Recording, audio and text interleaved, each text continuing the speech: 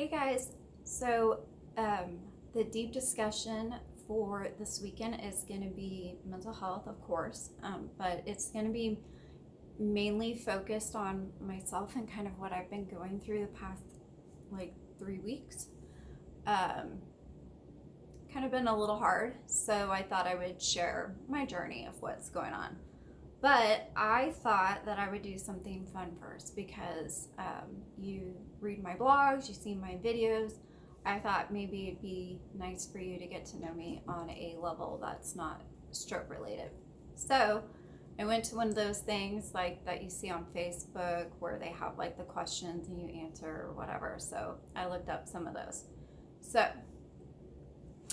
if you're not interested in learning about me, fast forward to the point where I get to the mental health part, but otherwise, just sit back and enjoy.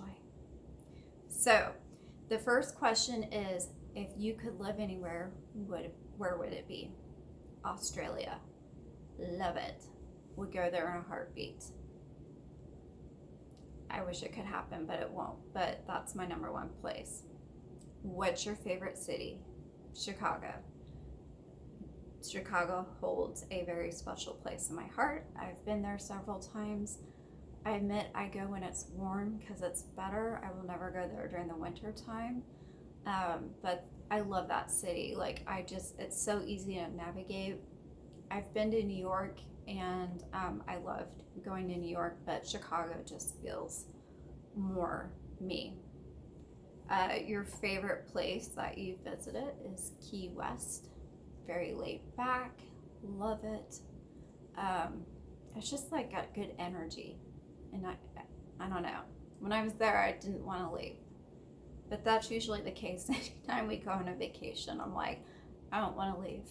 Like 2 years ago, we went to Georgia, which is when my husband proposed to me, and we've been together. We'll be together for 11 years, and this month, but 2 years ago he proposed to me, and it was in Blue Ridge, in Georgia, and I loved it so much there. So I was like, we have to move there. So it's always changing. Every time we go on a trip, I'm like, yeah, I want to live there. And then when we got married in Fort Lauderdale, I was like, yeah, we're moving here. It didn't happen. No. So, favorite season? Summer. I love the heat. I love humidity. I love everything about summer. There's just no downside to it. I used to like fall. I like everything about fall. Um, but it seems like our falls are not like fall anymore. It's not like that initial warm, crisp air that, goes down. So I feel like we've entered into like a two season type of situation where it is summer or it is winter. But favorite season is definitely summer. Favorite color, black. Absolutely love black. It is a major staple in my wardrobe. Decorating, I mean, you can do so much with it. So, my mom 1 year for Christmas got me a shirt that says my favorite color is like black. Like, I don't know. It's a funny shirt. Like, I love it because it's true. I wear a lot of black or pink. So, I guess I would say my other color is like pink. Um, are you early or late? I am always early, very early. Dream car, Kia Stinger. I drive a Kia right now, but I really want a Kia Stinger, so that's my goal, is to get one of those. Favorite genre of book or movie? I like war and comedy. I am not a fan of rom-com. I might be the rare female that is not into that, but I can't get into it. What type of house would you want? I would like it to be like, you kind of go up like a small like hill where there's like lots of trees and like it's a modern home but a little traditional. That's what I like. Um, I'm trying to think of like a movie where it has a house like that where I don't know. I'll think of it. Favorite thing? Thunderstorms. Absolutely love thunderstorms. It's my favorite thing in the world. I love watching it build up. I like the clouds. I like everything about thunderstorms. So I get very excited. We haven't had thunderstorms this year. I think I've touched on that before. Sucks, but that's my favorite thing. My biggest fear, clowns. I hate clowns. They scare the living crap out of me. I can't handle them in any capacity. I just don't care. I don't want anything to do with clowns. I don't like wasps. I think Satan put wasps on earth to torture us. I don't know what's their purpose. Like, I still have not found like a good purpose for them. They're evil. I hate them. I absolutely hate them. In fact, on our patio, I like to sit outside and enjoy, and wasp would come up. So I did find on Amazon like fake wasp nests that you hang up. I highly suggest getting them. It worked. They don't come. They're like, because if they see that, they get scared and move on. So if you have a wasp problem, go on Amazon and order a pretend wasp hive. And heights too.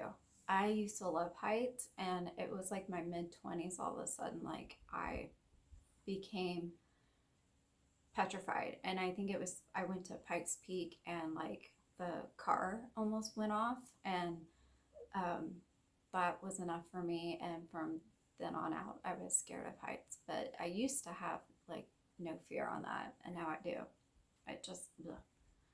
I sweat just thinking about it. Favorite family vacation?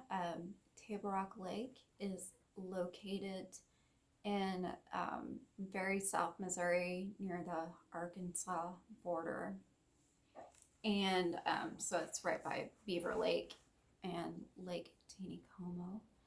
But we always went to Table Rock Lake, and I loved it. And we have a large family, but we managed to get in our boat and we fished all day and did other stuff, but loved it. Everything about Table Rock Lake. What motivates you to work hard? Well, it's been instilled in me since I was little.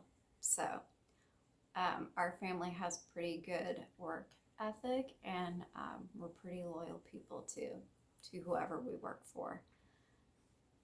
So that was a good thing. What's your proudest accomplishment when you were young? Mine was winning a writing contest. I always wrote stuff, and I gave it to my writing teacher, and she submitted it for me. I didn't even know, and I won a contest. So I have it framed. It's like the governor wrote a letter. It's all framed. It's in my storage. I should bring it out, but I did win a writing contest, and I did win a geography thing at our school where I got to advance to go compete against other people, but that's kind of boring. What was your favorite book to read? The Joy Luck Club. I could read that book over and over and over. I don't know why. I love it. And The Rainmaker. Those two books I could read. What makes you laugh the most? Pretty much everything. I find everything humorous. I have to. I just have to. I will find something funny about anything. Favorite movies? I have so many favorite movies, but these really stick out to me. I love Platoon. Absolutely love it. Goodfellas, Reservoir Dogs, Inglourious Basterds, Casino, The Burbs, The Great Outdoors, The Rainmaker, and those are just like a few. American Sniper. Love it. I could seriously go on and on. So I love all like the 80s movies. Sorry. There goes my dogs. They're not liking something.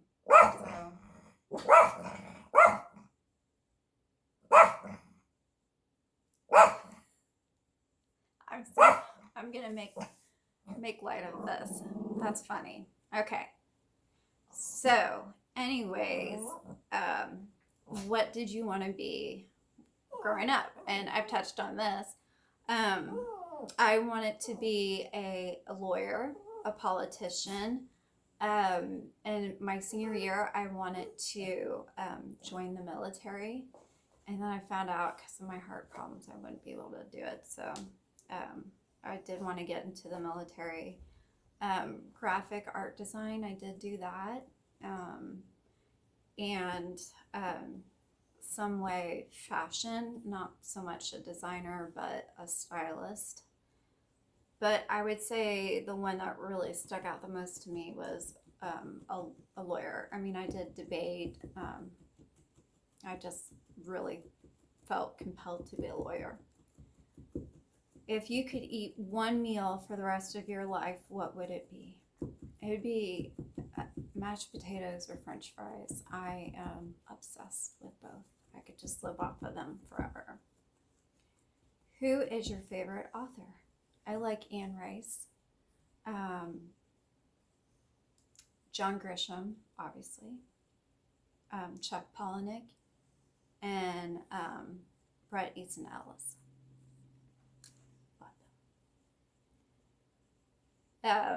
Nicknames: Wu-Tang, Wendy Woo, Wendy Bunny, Windy City, Wednesday, and Window. And I got the Window nickname because one day I picked up the phone and I said my name's Window instead of Wendy, and so that just stuck, and so people call me Window. I don't know what was going on with me in the moment, but that's what happened. If you could go back in time, what year would you travel to? I would go back to the 80s. That was so much fun. So much fun. I know I was young, but it just didn't feel like so heavy with everything going on in the world back then. So I go back to the 80s. How would your friends describe you? A jokester, and tell you how it is. That's the two things. What are your hobbies? Writing. I love to write. What's the best gift you have been given? Obviously, a second chance at life. 2 pet peeves. People arguing politics in a non-constructive manner, and celebrities giving their input. I don't care which way you go, but I cannot stand when people argue and are not constructive about it. You can disagree and make your point, and it comes off so much better when it's well constructed rather than very childish and name calling, and that's just a pet peeve of mine. So I try to stay off the comment section when I see news stories because I'm like, it's just gonna get destructive. Favorite zoo animal is a penguin. They're adorable. What's the longest you've gone without sleep and why? 1 week. 1 whole week without sleep, and it was because of school. Favorite holiday is Christmas. Favorite shows: The Office, The Wire, Yellowstone, The Boys, Hannibal. There's so many more, but those are the ones that came to my mind. Favorite type of foreign food is Greek. Favorite music: I grew up listening to hip hop and also metal. So I love Guns N' Roses, was like one of my favorites, but I listened a lot to hip hop and R&B. And then as I got older, I started getting into EDM. And then my calming music is Hans Zimmer, who does musical scores for like Inception and the Batman movies. I love him. What's your favorite fast food chain? Believe it or not, it's Wendy's because they've got good fries. Favorite family recipe? Stuffing. My mom makes like the best stuffing, and it was a recipe given to her by my dad's mom. I could eat it by itself.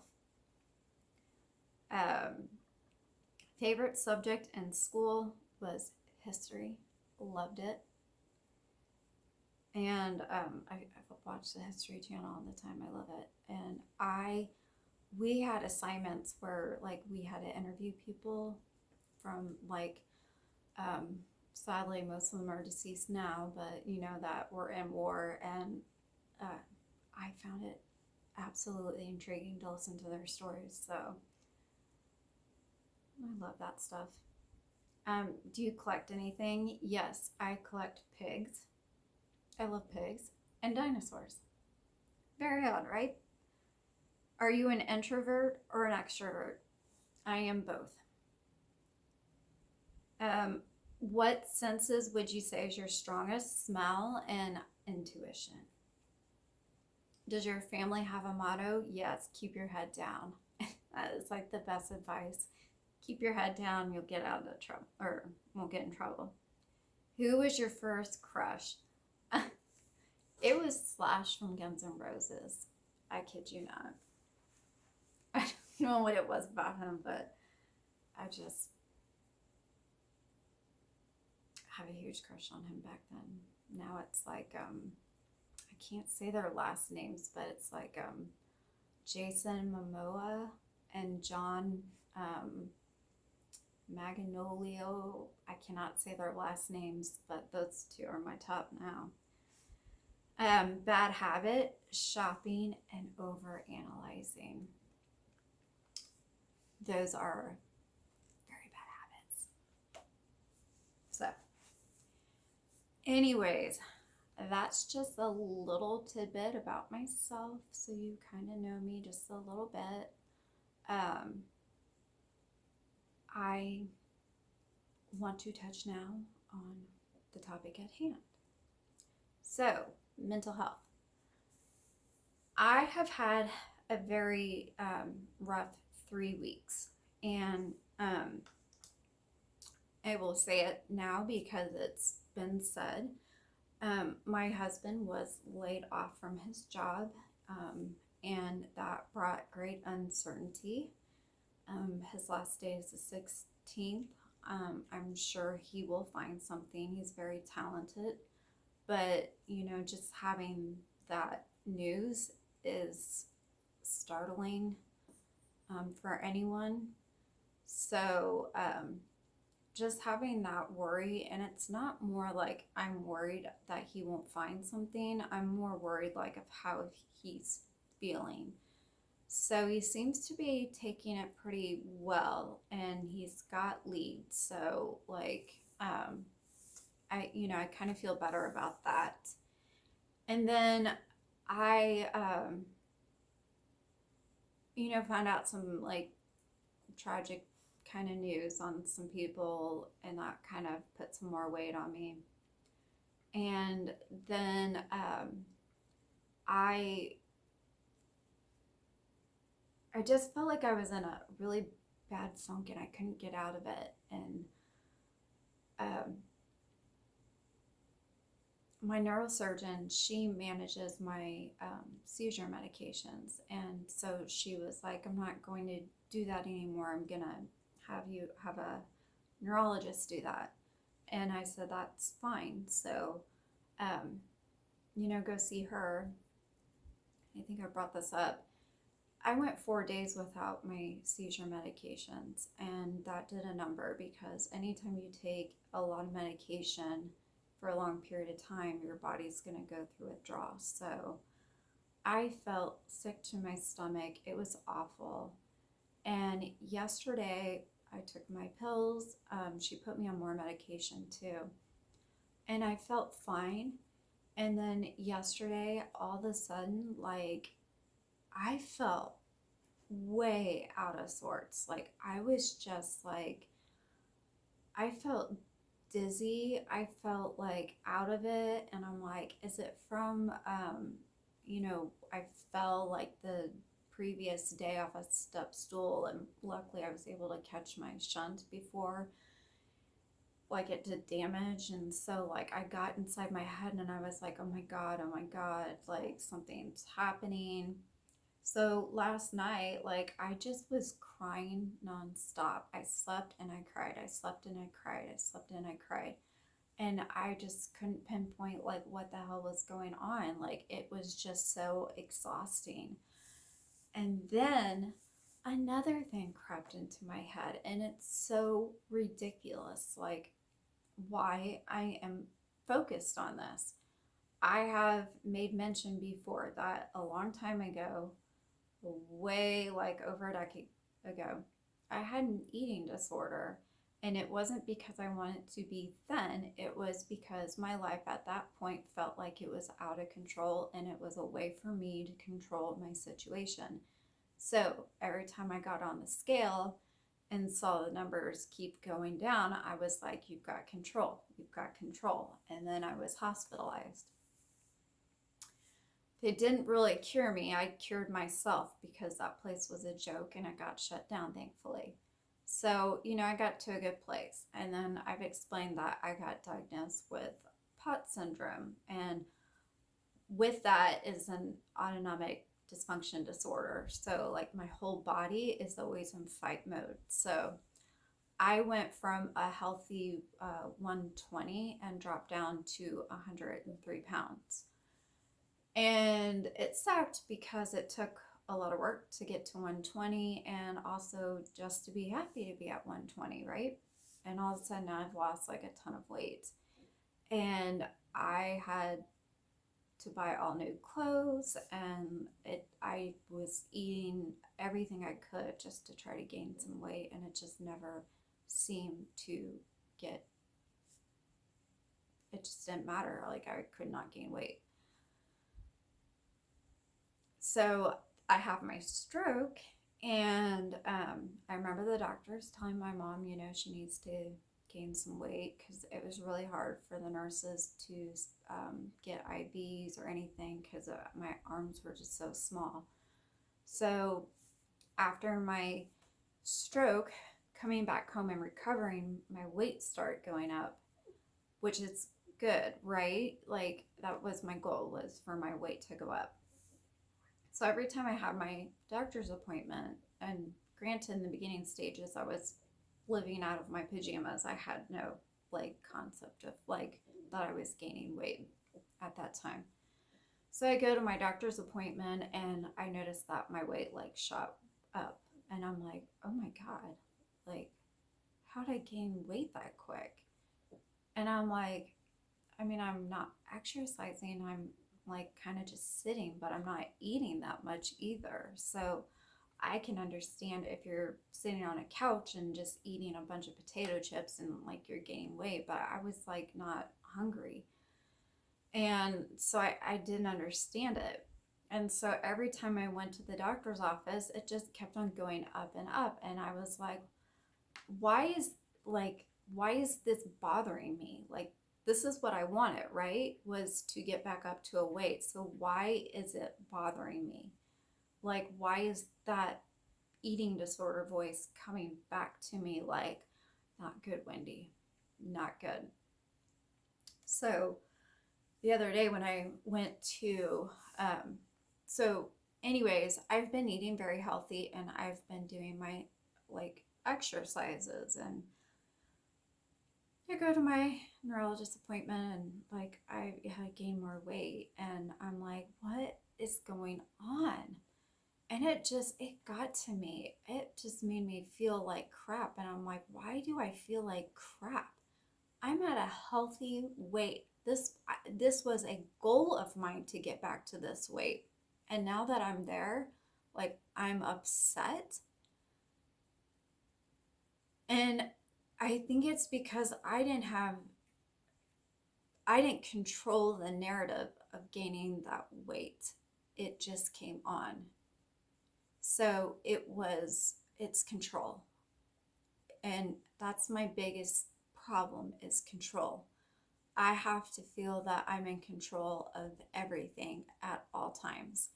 And if something is not in control, then I will find a way to seek control.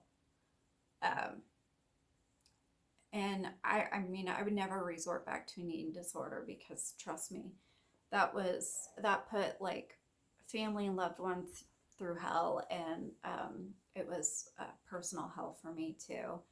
And I will never go back to that. But it's kind of like, they say for like drug addicts or like alcoholics that are recovered, like you're recovered, you're not acting on it, but it's still there, like trying to tell you. And that's the same with an eating disorder. Like it's never fully gone. You're never fully healed. And, I never had body image issues like when I was younger. So this one was an easier fight than most people with an eating disorder. This was just like a circumstance of my life. And I like the results. So, anyways, with a stroke, you do lose control over things.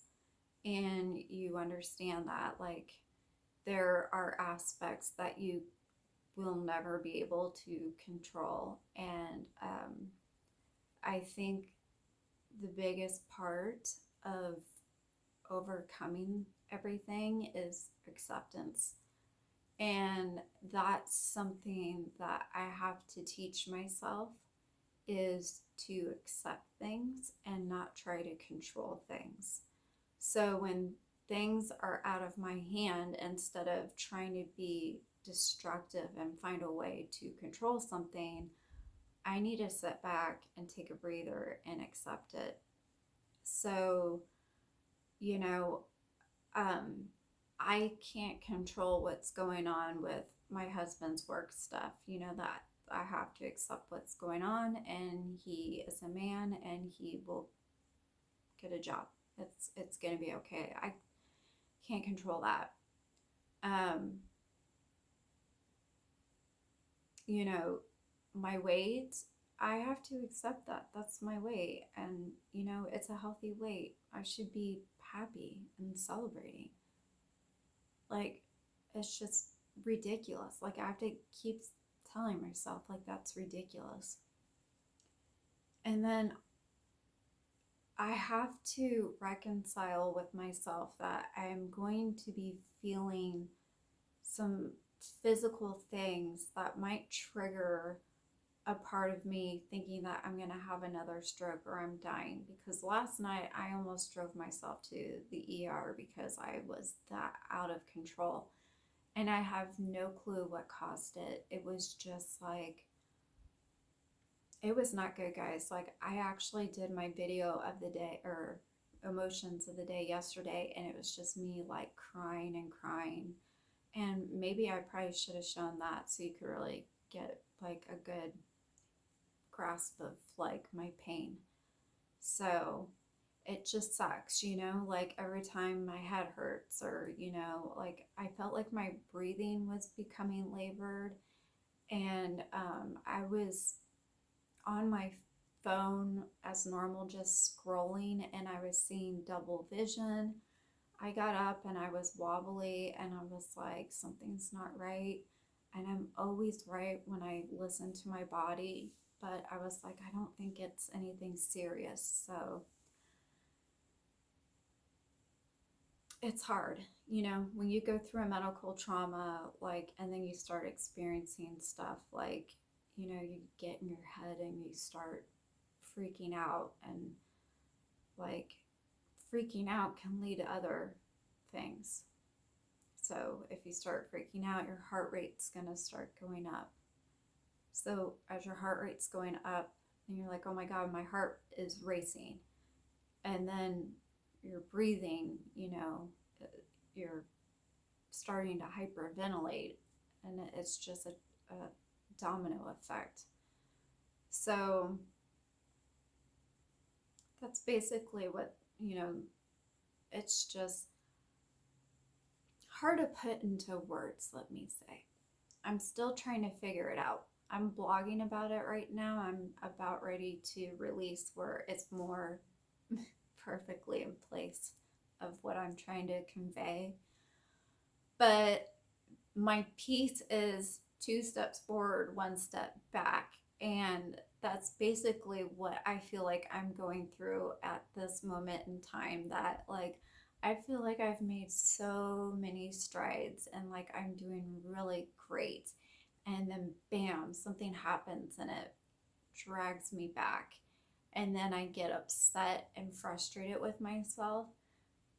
And instead of just accepting that, I'm like, what else can I tear apart? It's that self-destructive mode. Like, okay, what else can I be upset about? Like, what else is going wrong? That mentality. It's almost like a child throwing a temper tantrum where you're like, well, if everything's going wrong, this is all going to go wrong. And that's kind of where I was at. So,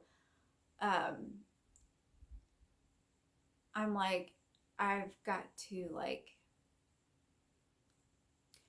accept this, and life isn't going to go in the direction that I want it to go, and it doesn't work that way. Life, I can't predict the future. I can't predict one move from the next, and I overanalyze everything. So I try to predict outcomes at all times. And that's been a problem of mine since I was young, is that I was I guess you could call it a pessimist, that I thought of every worst case scenario to prepare myself. Now with my stroke, I've become more of an optimist than a pessimist, but I still have a little bit in there where I'm trying to think, if this happens, well, A, B, C, D will happen. And I don't know because it hasn't happened, right? And I'm exerting all this energy on something that hasn't happened, and I don't know anything about it. And it's like, why waste your energy on it? So that's what I'm trying to work on right now, is to just accept the way things are, and things will work out the way it's supposed to work out. And even though you take a step back, you're gonna continue walking. I mean, you're gonna continue moving forward, and you never know, like, you may take a bigger leap than you did previously. So there's just a lot of, things in motion working out. So I can understand, when people feel defeated, when they've done so good and then, like something gets thrown in their court and they're like, gosh darn it, like this just ruined everything. And we all have different journeys. So I'm just talking about my journey, like of what I'm personally going through. Everyone else has their own journey that they're going through. So if you find that you can relate to this, great. If not, then you're kind of learning something about what other people are feeling. So I consider myself a very strong woman, and I thank my mother for that. She's a hard ass, and she has taught me to be a hard ass as well. I'm very stubborn. I'm tough, and I'm a fighter. Not like I'm going out to pick fights, but I will fight tooth and nail for anything. So, because of that I am, very strong-willed, and to have a stroke sabotage a lot of stuff, that's hard for me, because I have to learn how to be patient. And I'm still a strong woman, And, I'm taking corrective steps, in my opinion, of how to recover. And I feel that I'm doing a good job, but there are other aspects that I need to get over, where I need to learn to release that control factor, where, like, you know, because of my stroke, now I'm focused on my weight. And that's so wrong. I shouldn't be focused on that. But, I'm admitting it. I am focused on that. And I need to not. So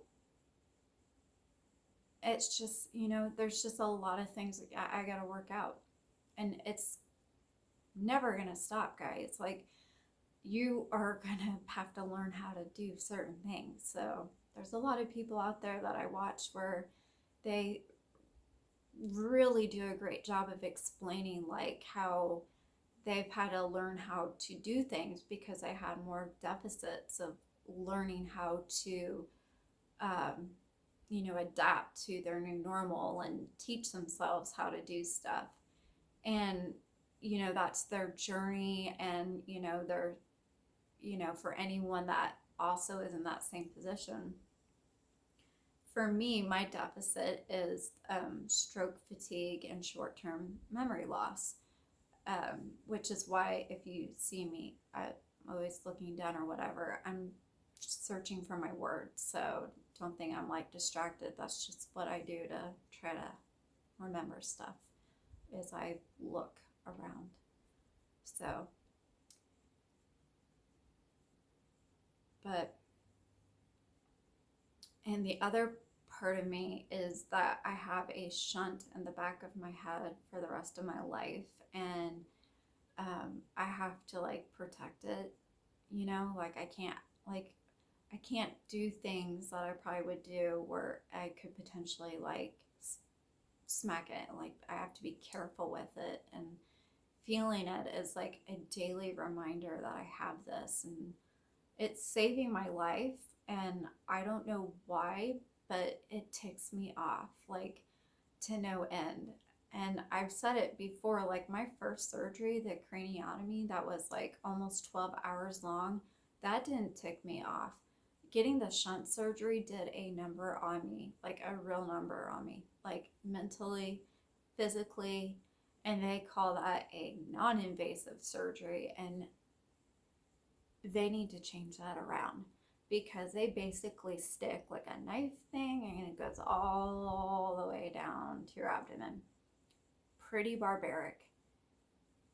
And the recovery time was a hell of a lot longer than my craniotomy. When I came home from the hospital after spending like, about a month there, I came home, I felt so great. I was like, I got these Frankenstein scars. Who cares? I just was so happy. And then to fall and have that second surgery with that shunt, it just really did a number on me. So I'm angry. I'm angry that I have it. I understand its importance, but I'm angry that I have it. And I'm going to have to get over it. Some way, somehow, I have to get over it. Because every time I touch it, which is constantly, when I'm doing my hair, when I'm laying down, it's a reminder.